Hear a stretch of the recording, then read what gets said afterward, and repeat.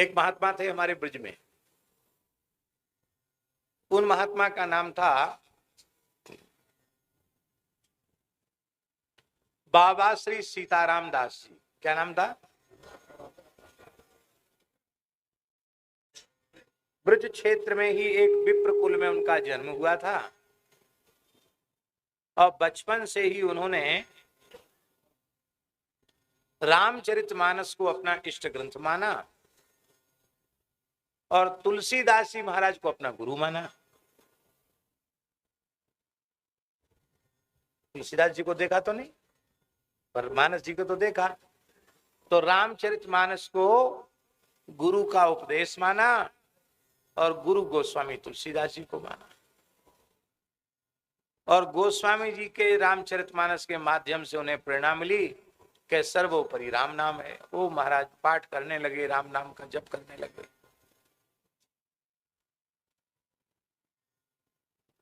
महामंत्र का जप करने लगे।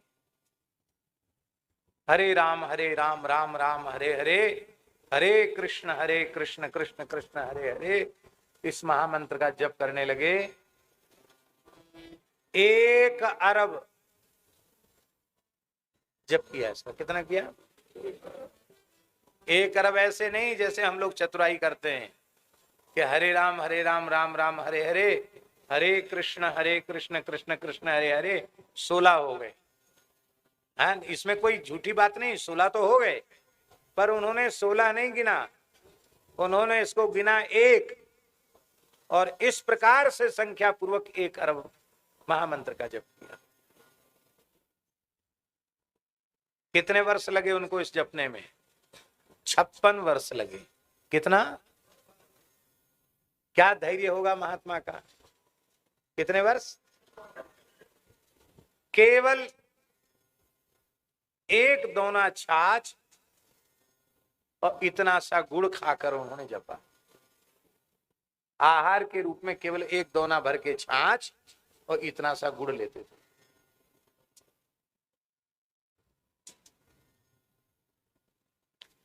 चेला वेला किसी के नहीं बने थे, मानते थे तुलसीदास जी को गुरु।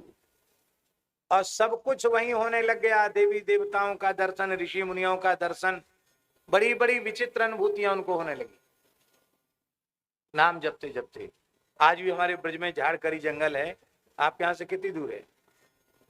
भरतपुर जिले में तो झाड़करी ब्रज का एक जिला है, भरतपुर राजस्थान में आता है। वहां झाड़करी स्थान है जहां उन्होंने भजन किया महात्मा ने। तो एक बार उनको हनुमान जी आए, दर्शन होती रहते थे। हनुमान जी आए, बोले महात्मा बहुत प्रसन्न है, हम तुम्हारे ऊपर कुछ मांग लो। बोले जैसे आपने हमारे गुरु जी को चित्रकूट में सीताराम जी का दर्शन कराया था, ऐसे ही आप हमको भी दर्शन करा दीजिए। तुलसीदास जी को चित्रकूट में दर्शन कराया था, हमको भी करा दीजिए। हनुमान जी बोले बैठो मेरी भुजा पर। ऐसे हनुमान जी ने हाथ कर दिया, बैठो मेरी भुजा पर। बैठ गए भुजा पर। आंख बंद करो, आंख बंद कर ली। खोलो आंख। आंख खोले तो चित्रकूट में खड़े। कहां? ब्रज में थे और आंख खोलो तो चित्रकूट में खड़े। बोले ये कामता नाथ जी हैं, कर लो दर्शन। तो महाराज जी, शास्त्री जी, पूरे राम दरबार का दर्शन। राम जी, किशोरी जी, भरत जी, लक्ष्मण जी, शत्रुघ्न जी, हनुमान जी, पूरा दरबार। और तो और वहां उनके गुरु जी भी थे। बोलो भक्त वत्सल भगवान की। तुलसीदास जी भी वहीं थे।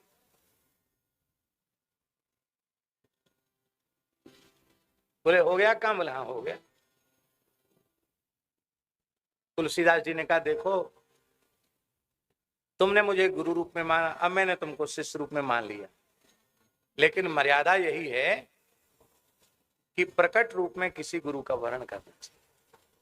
इसलिए मेरी आज्ञा है, अमुक संत से तुम विधिवत दीक्षा ले लो। तो तुलसीदास जी ने जिस संत का निर्देश किया था, उनसे उन्होंने फिर विधिवत दीक्षा ली। उनका नाम पड़ा सीताराम दास जी। घर का नाम तो कुछ और होगा। अब उनको किसी ने सुना दिया कि वृंदावन में सेवा कुंज में भगवान का नित्य रास होता है। अरे बोले चले वहीं रास दर्शन करने चले। मंडली का क्या रास देखना, साक्षात भगवान नाचते हैं राधा रानी के साथ, वही देखना। तो एक मास्टर जी थे, राजस्थान के ही थे, भरतपुर जिले के ही थे, सरकारी मास्टर थे। तो मास्टर जी को संग लिया, चोरी छिपे घुस गए सेवा कुंज में, और सेवा कुंज में घुस करके, आज भी वहां ऐसा होता कि शाम को आवाज लगाई जाती कि कोई भीतर तो नहीं है, सब बाहर हो जाते, पशु पक्षी भी, बंदर भी बाहर चले जाते, रात को बंदर नहीं रहते। ये झाड़ी में छुप गए, अब बोले तब तो पता चले कि कोई छिपा हुआ, बोले ही नहीं तो कहां से पता चले। वो गुसाई जी छड़ी वड़ी बजाकर चले गए। रात को मास्टर जी को तो किसी अज्ञात शक्ति ने उठाकर सेवा कुंज के द्वार पर पटक दिया, और महाराज बाहर निकल के बैठ के बस वही जप कर रहे थे, हरे राम राम राम हरे हरे, हरे कृष्ण कृष्ण। वही अभ्यास हो गया था, 1 अरब जपा हो उनके तो रोम रोम से प्रकट होता होगा। उनके सामने नित्य रास प्रकट हो गया। पूरी रात महाराज का दर्शन किया उन्होंने, और राधा रानी अष्ट सखियों के सहित नाचती भई आई, और सिर पे हाथ धर के बोली, बाबा तेने महाराज के दर्शन कर लिए हैं, अब तू राधे श्याम है जा। क्या पहले नाम था सीताराम दास जी, बोले बाबा तेने महाराज के दर्शन कर लिए, अब तू राधे श्याम है जा। आपने चरणों में सिर रख के कहा, जो आ गया। सवेरे मंगला में दर्शन करके आप आ गए। मास्टर जी जो है वो उठे और अपने जहां निवास था वहां चले गए। तो दोनों की बातचीत हुई, आपको क्या दिखा? बोले हमको तो महाराज के दर्शन हुए। तो मास्टर जी बड़े जोर से हंसे, बोले ये महात्मा लोग इतना झूठ बोलते हैं, लगता है नरक हम गृहस्थियों के लिए ही है क्या? बाबाओं के लिए कोई नरक वरक नहीं है क्या? इतना झूठ बोलते हैं, बताओ। अरे मैं तो वहां रात भर रहा, मुझे तो पता नहीं किसने उठा के फेंक दिया, हमें तो वहां भूत भी नहीं दिखाई पड़ा, इनको भगवान दिखाई। देख ली कितना झूठ बात बोलते हैं। इतना कहते ही उनके पेट में भयंकर शूल पैदा हुआ और वो मरणासन्न हो गए। तब बाबा ने राधा रानी से रोकर प्रार्थना की कि ये तो बेचारे ब्राह्मण देवता हैं, मास्टर जी हैं, इन्होंने संदेह किया है, सो इनको इतना कठोर दंड न दो, आप इनको क्षमा करें। तब जैसे तैसे उनके प्राण बचे। तब उन्होंने कहा कि तुमने हमारी सत्य बात पर संदेह किया, उसी का ये दंड आपको भुगतना पड़ा, अब संदेह मत करना। हाँ।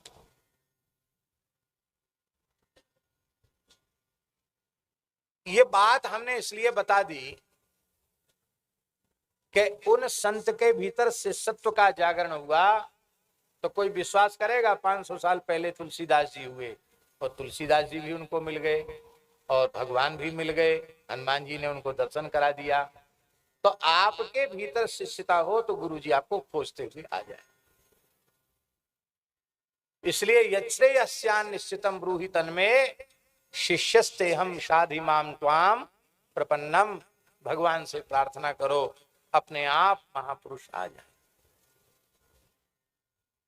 ऐसे कितने इतिहास हम आपको बतावें। तो गुरु शरपादाश्रय ग्रहण करना चाहिए। इसलिए पक्का कर दिया, दीक्षा किस लिए लेनी चाहिए?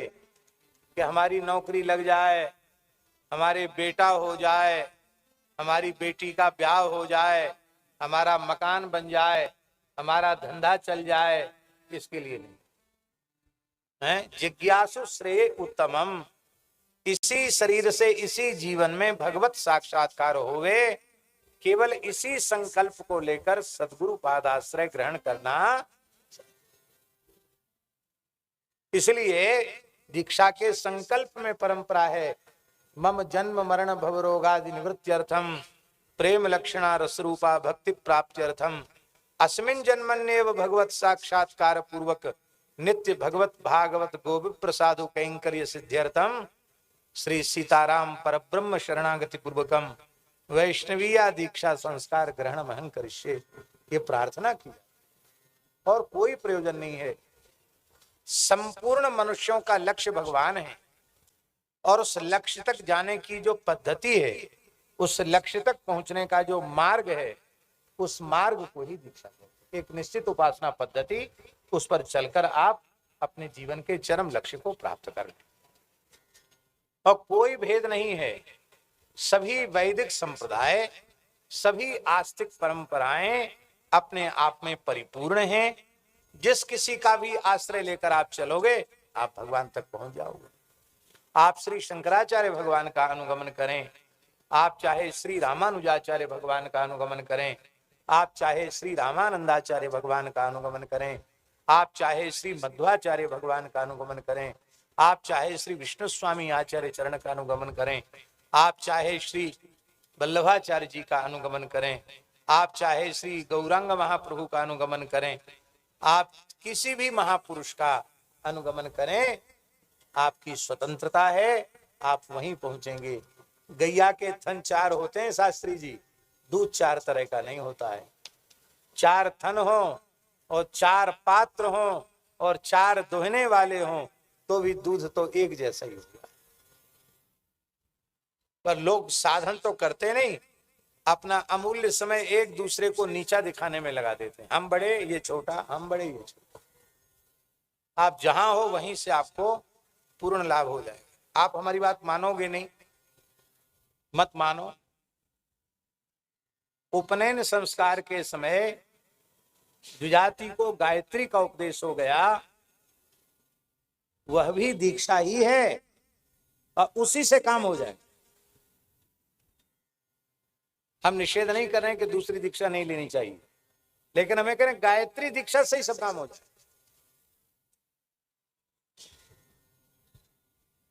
लेकिन न गायत्री में श्रद्धा, न गायत्री को उपदेष्टा गुरु में श्रद्धा, तो बिना श्रद्धा के कैसे काम बनेगा? नहीं बनेगा बिना श्रद्धा के काम।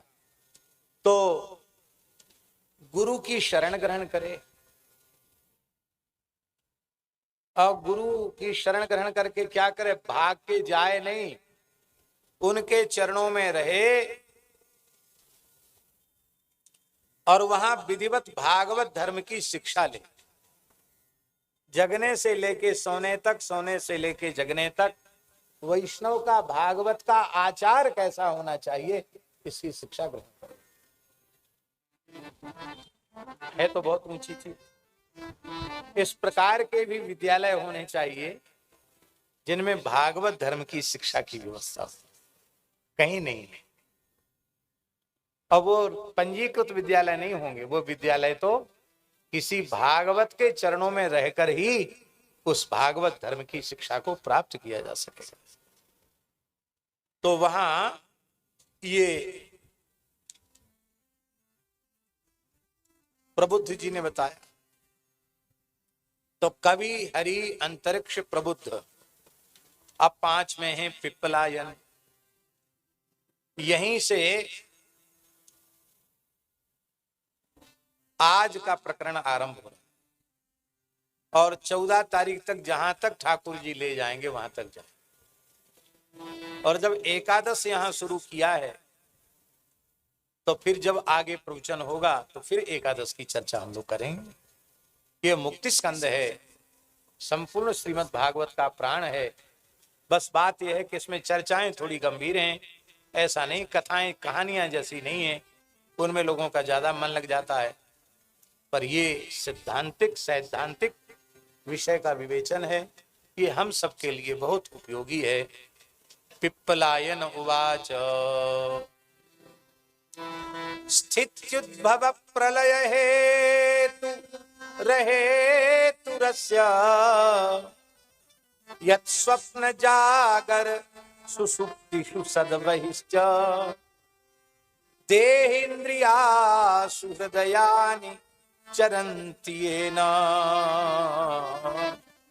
संजीवितानि तदवेहि परम नरेन्द्र। हे नरेंद्र, तत्परम अवेहि, उस तत्व को ही तुम परम तत्व मानो। वो परब्रह्म परमात्मा तत्व क्या है? बोले जिस तत्व के कारण, जो तत्व उपादान कारण भी है और निमित्त कारण। इसी को हमारे यहाँ दर्शन में, वेदांत दर्शन में कहा गया अभिन्न निमित्तोपादान कारण। क्या कहा गया? संसार में प्रत्येक कार्य के दो कारण हैं। ये नियम है, एक निमित्त कारण और दूसरा उपादान कारण। किंतु भगवान इस समग्र सृष्टि के प्रति उपादान कारण भी हैं और निमित्त कारण भी हैं। इसलिए निमित्त और उपादान कारण भिन्न नहीं हैं, दोनों एक ही हैं। दोनों निमित्त कारण भी भगवान हैं और उपादान कारण भी भगवान है। ये बात समझाने के लिए अभिन्न निमित्तोपादान कारण माना जाता है। जैसे हम एक सरल उदाहरण दें, मिट्टी का घड़ा है, तो मिट्टी के घड़े का उपादान कारण क्या है? उस घट निर्माण का मुख्य द्रव्य क्या है? मिट्टी। मिट्टी नहीं होगी तो घड़ा नहीं बनेगा। तो मिट्टी से घड़ा बनेगा, तो मिट्टी में तो जलाहरण संभव नहीं है। हम कहें गंगा जल भर लाओ, मिट्टी में भर के ला सकते हो? उस मिट्टी को जब घट का आकार दे दिया जाएगा, और वो भी कच्ची मिट्टी नहीं, पकी हुई मिट्टी होगी, तब आप उसमें गंगा जी का जल भर के ला सकें। मिट्टी में जलाहरण संभव नहीं है, घट में जलाहरण संभव है। अब घट कैसे बनेगा? अपने आप तो मिट्टी से घड़ा बनेगा नहीं। घट को बनाने में जो निमित्त बनेगा उसको कहेंगे निमित्त कारण। तो घट व्यक्ति का उपादान कारण मिट्टी है और निमित्त कारण है कुंभकार, कुम्हार उसका निमित्त कारण है।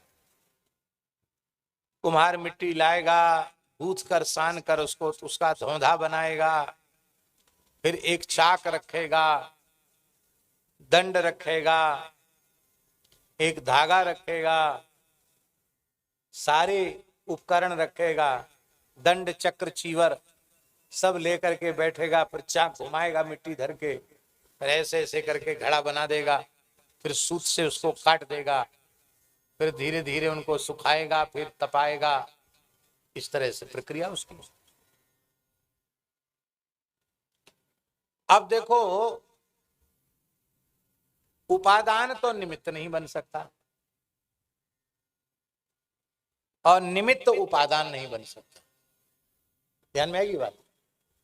अब उपादान मिट्टी है तो वो कुम्हार थोड़ी है, और कुम्हार मिट्टी नहीं। उपादान निमित्त नहीं और निमित्त उपादान नहीं बन सकता। किंतु ये जो पिंड ब्रह्मांड है, ये पृथ्वी जल तेज वायु आकाश से निर्मित है, और इन उपादान द्रव्यों के रूप में भी भगवान ही हैं। उपादान वस्तु भी पृथ्वी जल आकाश अग्नि, ये सब कुछ भगवान है, सब कुछ भगवान है, सब कुछ भगवान है। इसलिए उपादान भी भगवान, और भगवान संकल्प करते हैं तब पिंड ब्रह्मांड का निर्माण होता है, इसलिए निमित्त भी भगवान।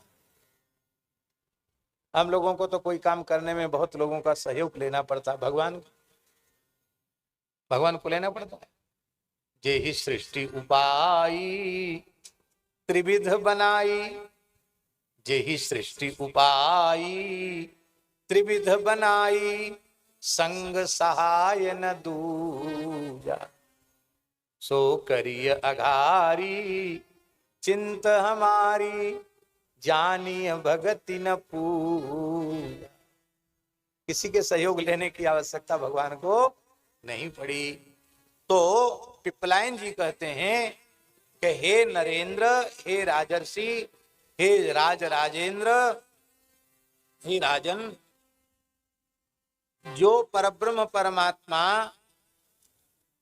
इस संसार की उत्पत्ति, पालन और प्रलय इनका निमित्त कारण भी है और इनका उपादान कारण भी है।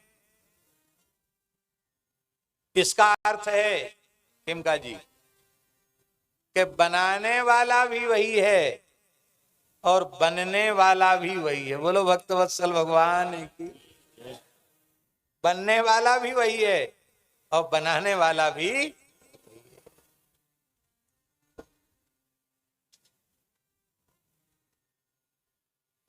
हमने सुना है किसी संत के द्वारा, पुरानी बात है,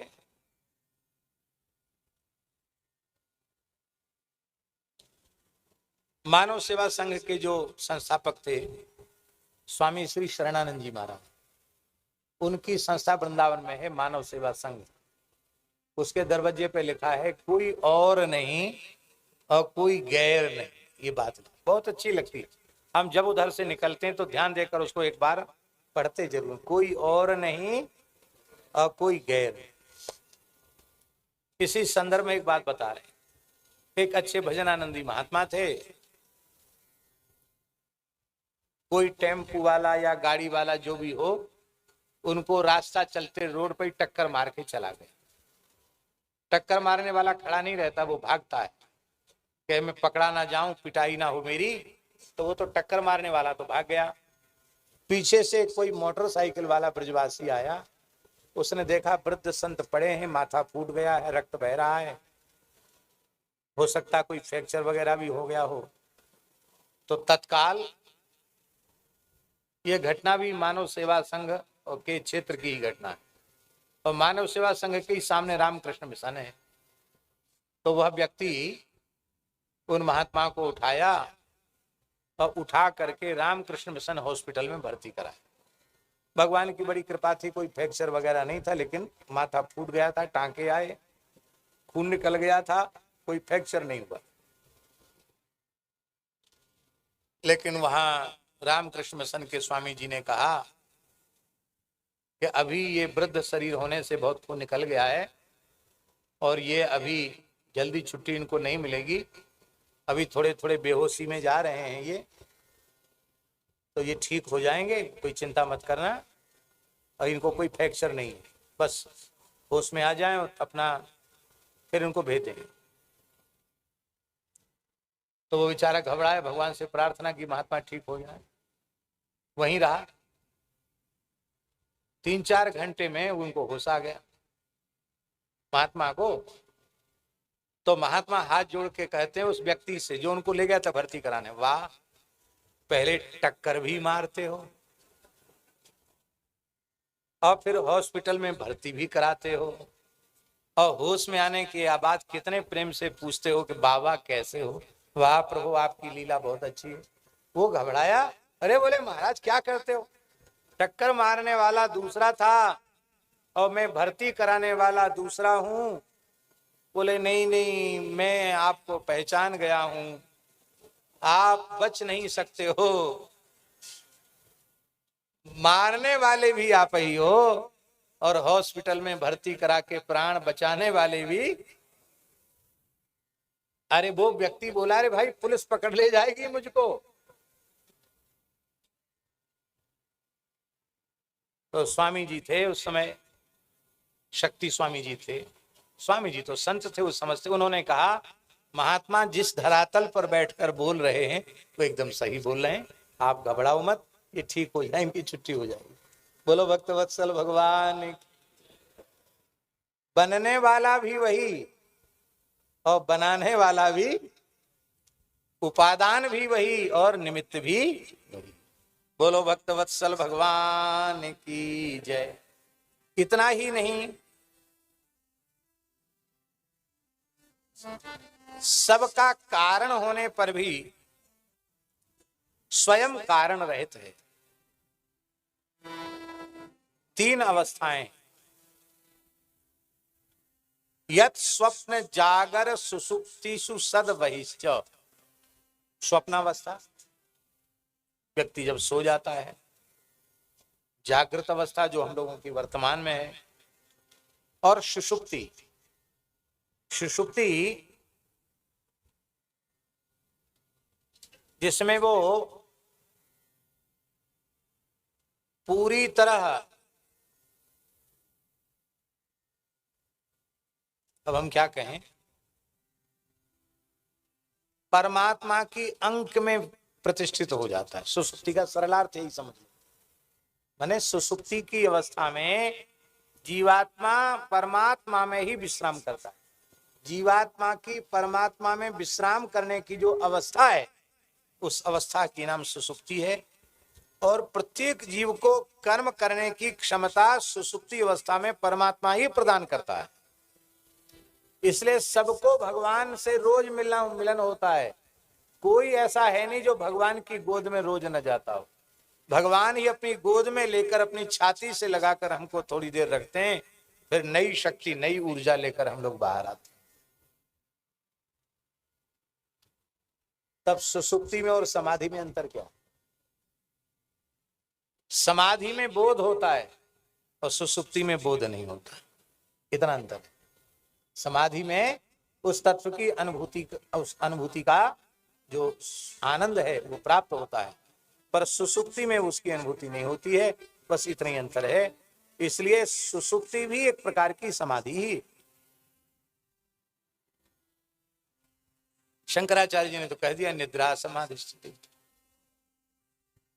तो इस सुसुप्ति अवस्था में, स्वप्नावस्था में भी वह साक्षी भाव से है, जागृत अवस्था में भी साक्षी भाव से है, और सुषुप्ति अवस्था में भी जो साक्षी भाव से सदा सर्वदा विद्यमान रहता है, और समाधि की अवस्था में भी ज्यों का त्यों एक रस रहता है।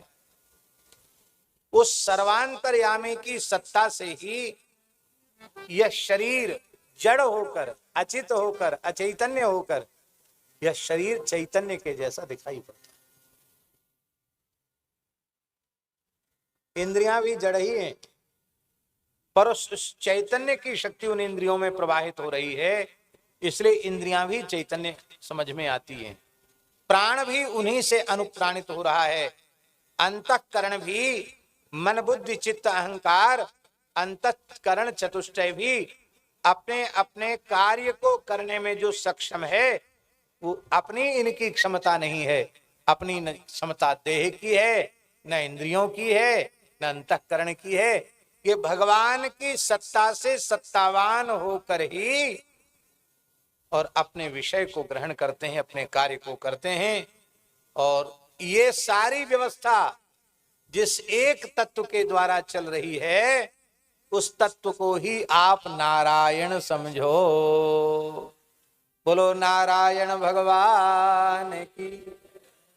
उसी को राम जी कह लो, उन्हीं को कृष्ण कह लो, उन्हीं को नारायण कह लो। सब कुछ उनसे ही होगा। हाँ हाँ।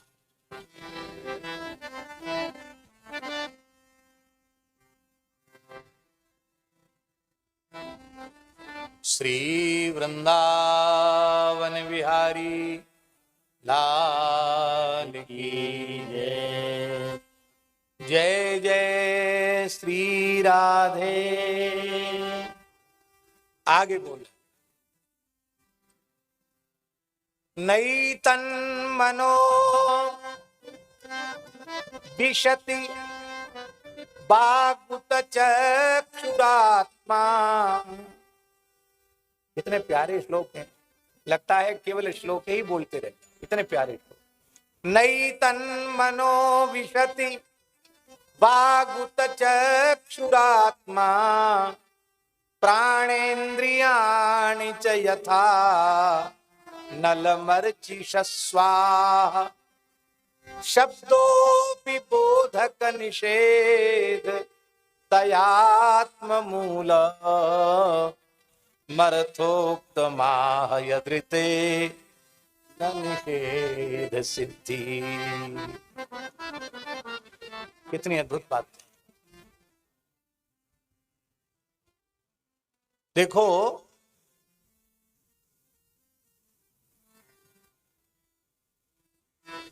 प्रचंड अग्नि जहां प्रज्वलित होती है,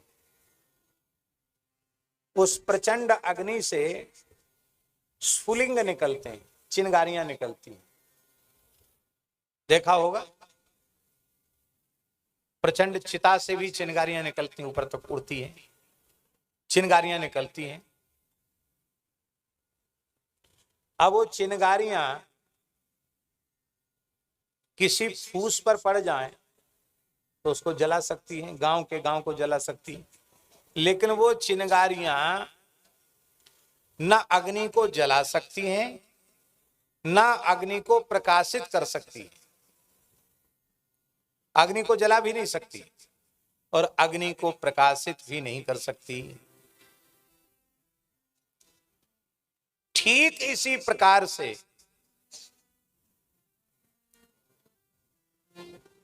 उस परम परम परमार्थ रूप सर्वांतर्यामी जो ब्रह्म तत्व है, भगवत तत्व है, आत्म तत्व है, उस आत्म तत्व में